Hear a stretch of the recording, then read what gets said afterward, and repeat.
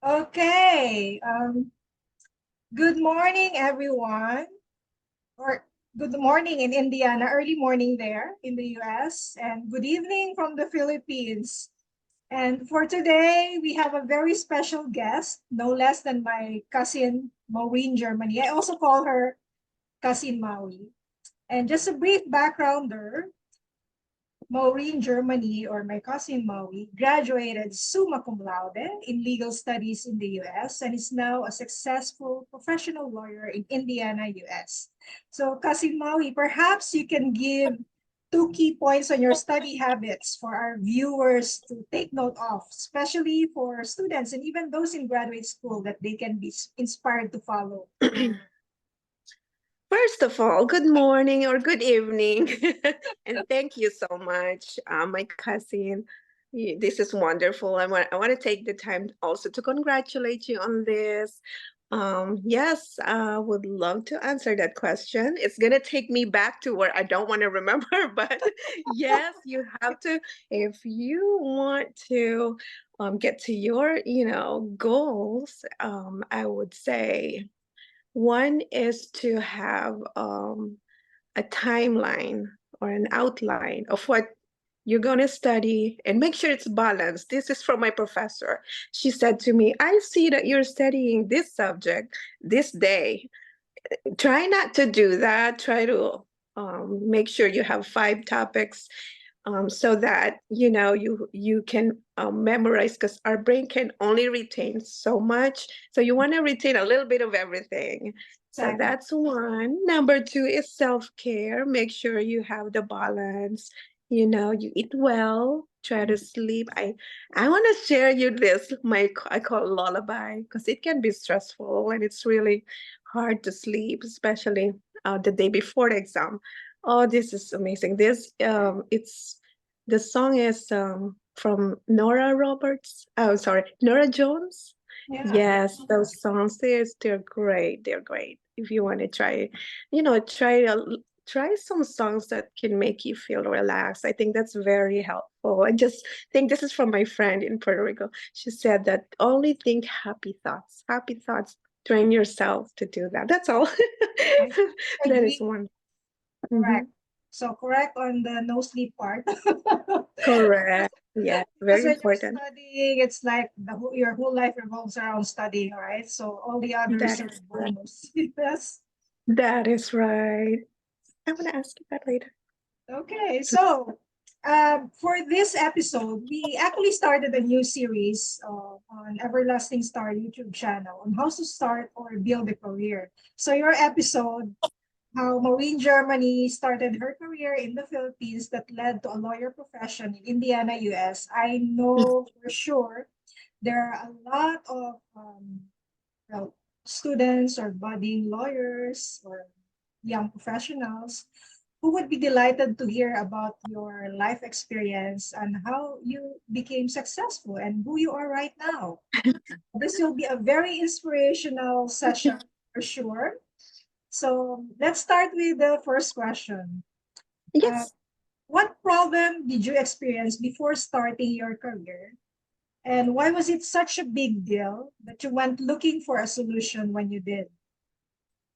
Yes, the problem, or I would say challenges that I faced before getting interested or grow my passion in the law was it actually when I was operating my own business in the Philippines.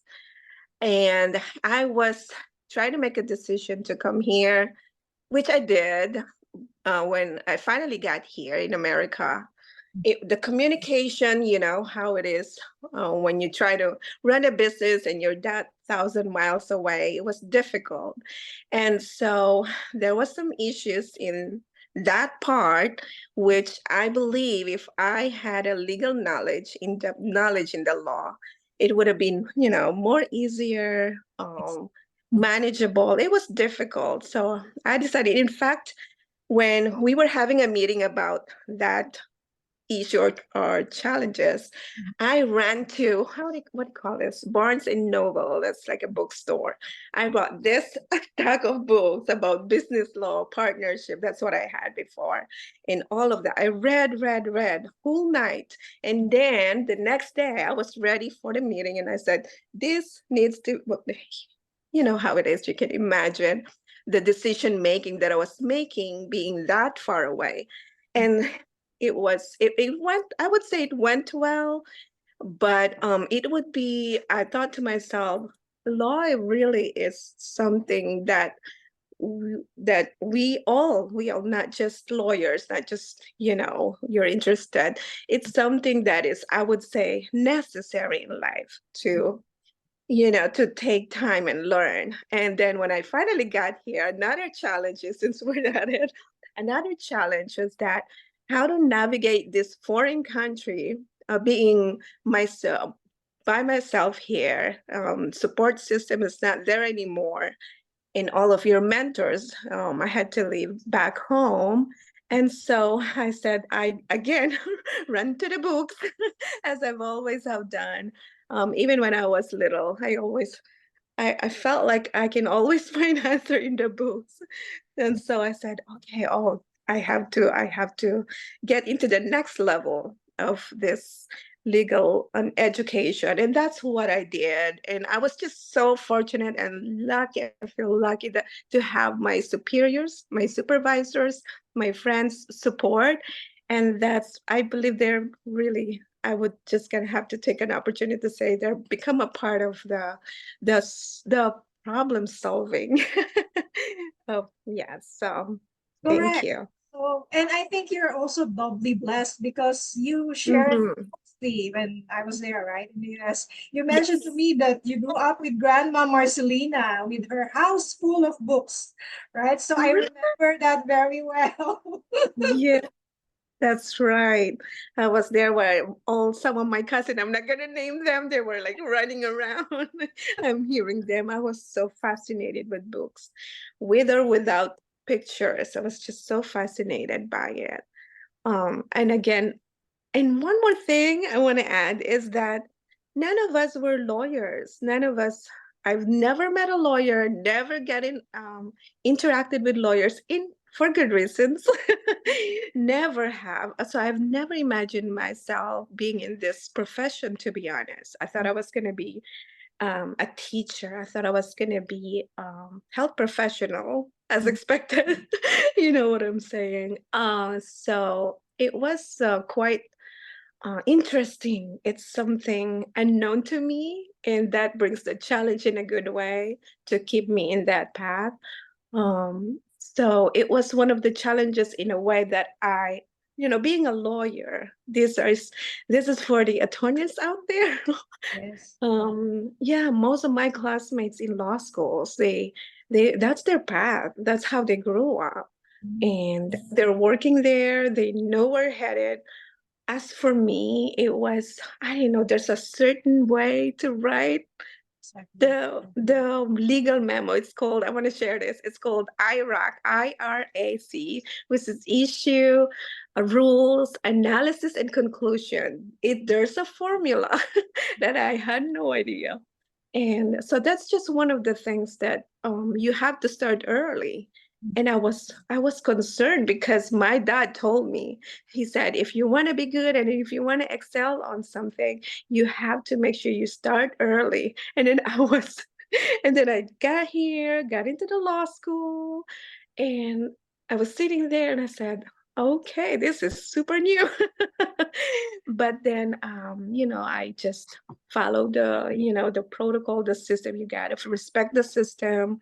You have to take time to put time. That's very important. You have to put time in studying and focusing and just keep focusing. Sacrifices. There's a lot of sacrifices.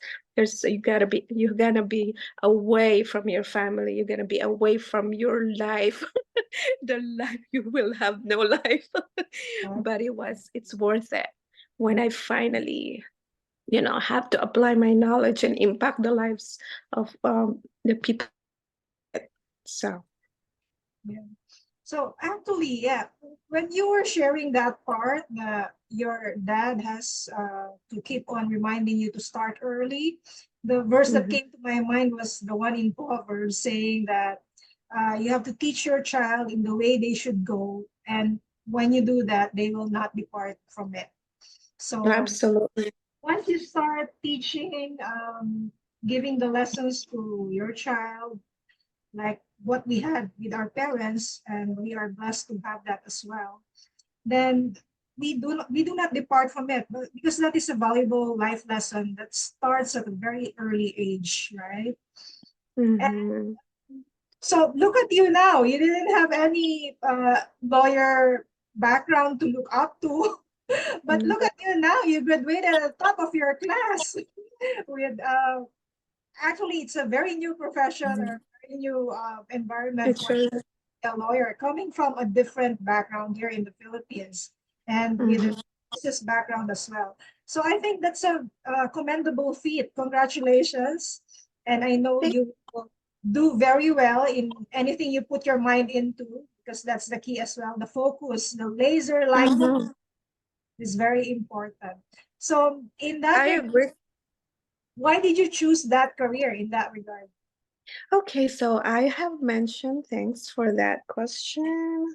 I've mentioned that I needed to learn, but in fact, needing something and wanting something is different. That's one thing. It's another to actually stay in that path, stay in the career. Because let me share you, I tried accounting. It was okay.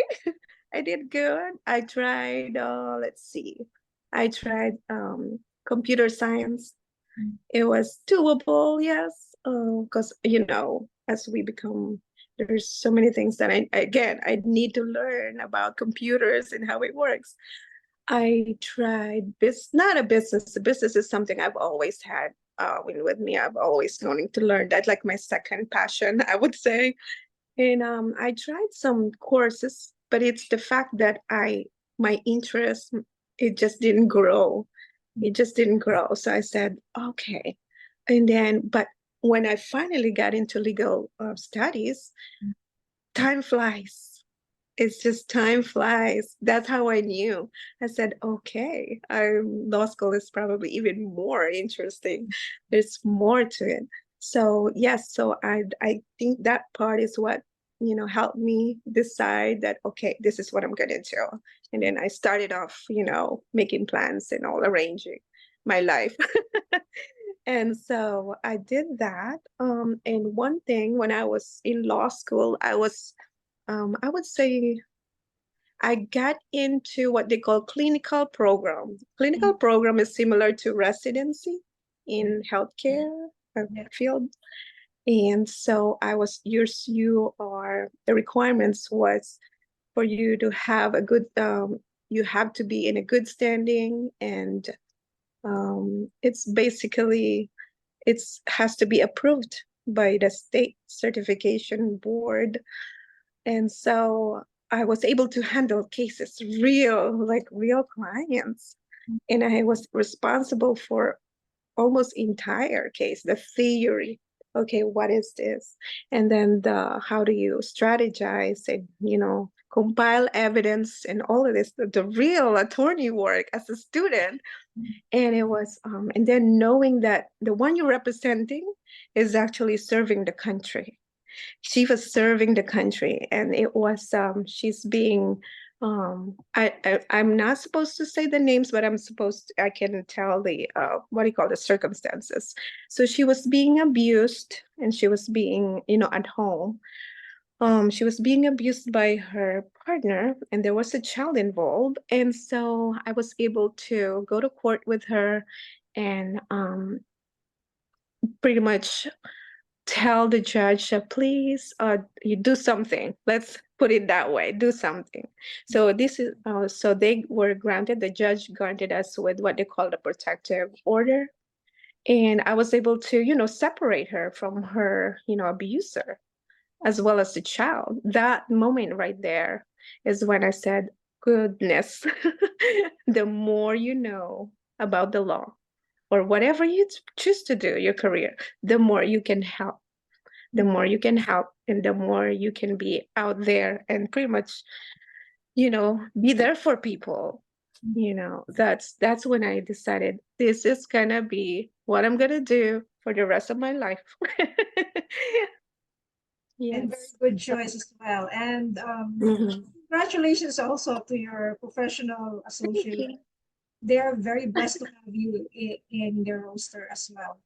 So, Thank how did your career solve a problem you were experiencing, and why did you choose or implement your solution? Yes, I would definitely say yes and no. Because yes, in a way, like I can navigate this new country now with, I'm not gonna say with ease, but more knowledgeable, more informed, more, I would say, more purposeful in a way that you have the basis, you have the concept of legal concept of what what are you going to expect, what's going to be happening. It's automatic in your mind that before you start to do something, the outcome of it, and you can tell the people that you know and love, like, oh, you can stop them.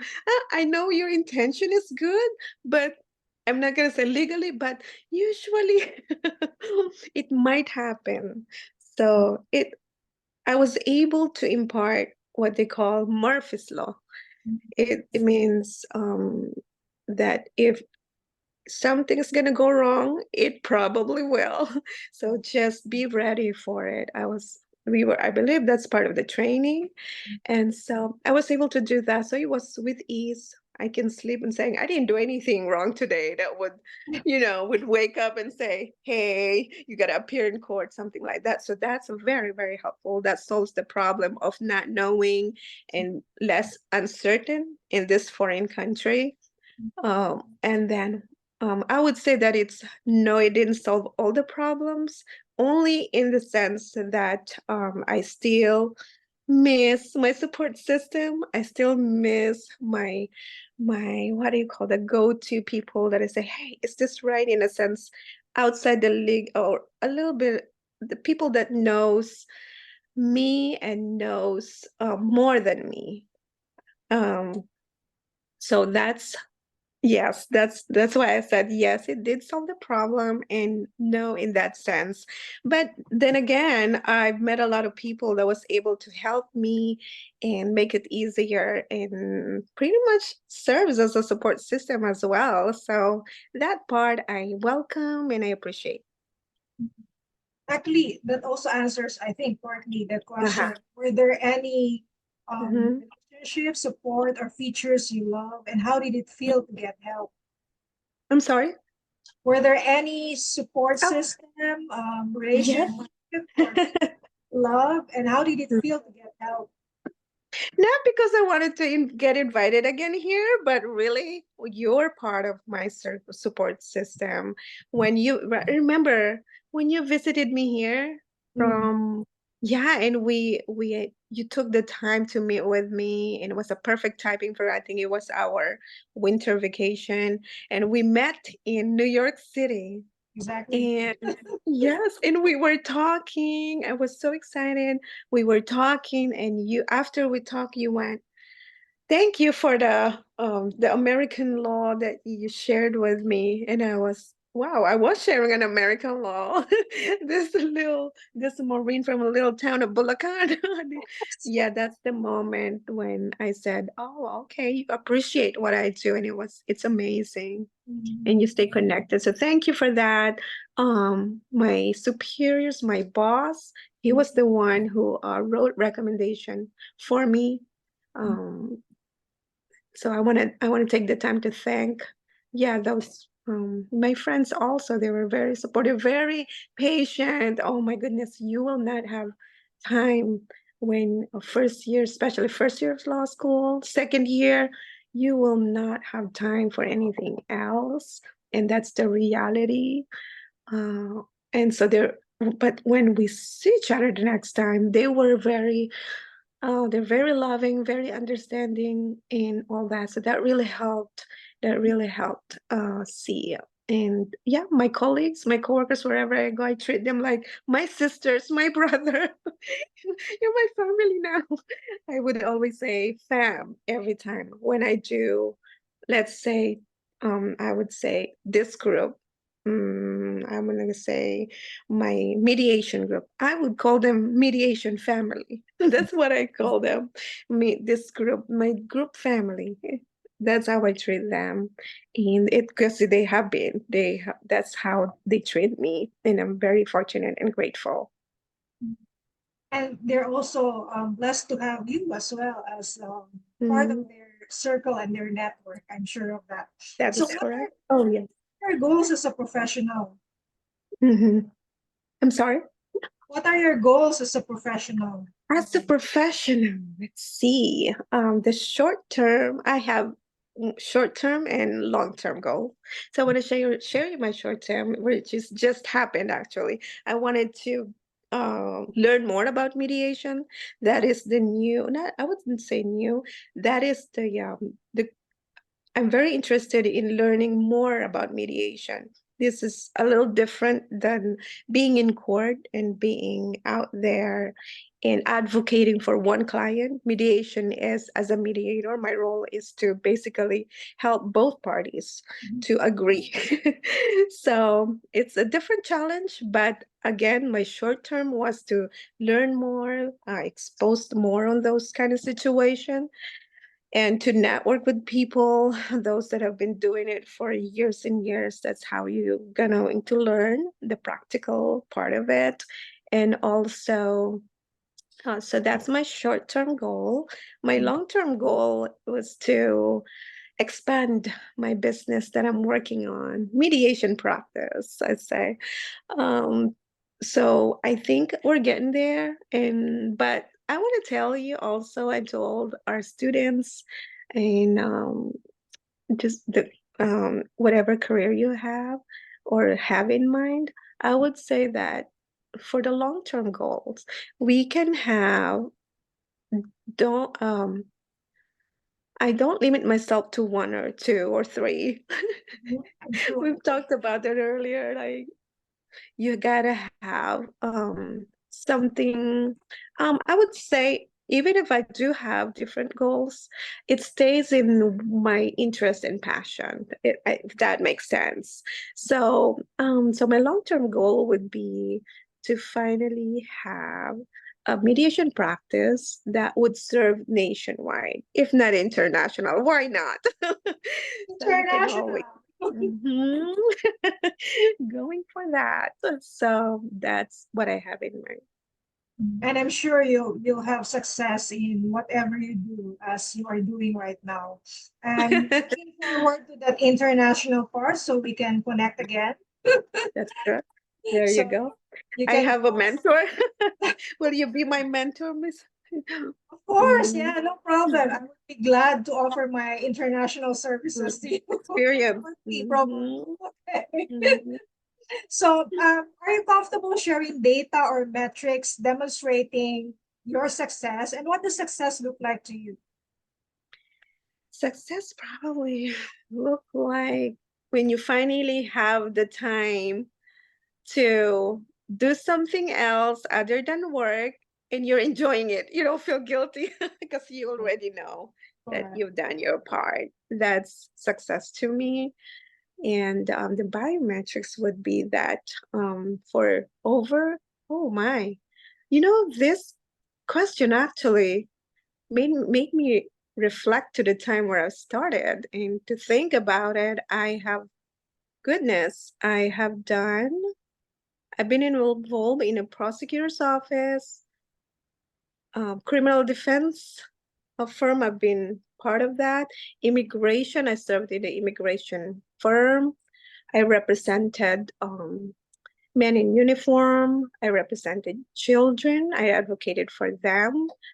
I've been involved in the policy making. That's before going to the mediation or focusing in mediation practice. I've been involved in policy making. I was part of passing a law about education and scholarships, because goodness, if it's not for scholarship, I wouldn't be I wouldn't be here. It really helps. So so that's quite something to think about also. What else? So that I can share for now. For now, I like that. Have a next episode after this. So, what did a typical day look like for you as a professional? How did that feel, and what surprised you about it? As a mediator, legal professional, policy analyst and advisor, my day would look like what I had planned. It's supposed to be. But basically, I would say 80%, a lot of analyzing, a lot of analyzing before. I would always tell this to my friend or colleagues. I'm gonna need a thinking space. I'm gonna need a thinking time, because when I spend more time in thinking, once I do it, it was it's like a how do you canvas then, because I paint also. It was nonstop.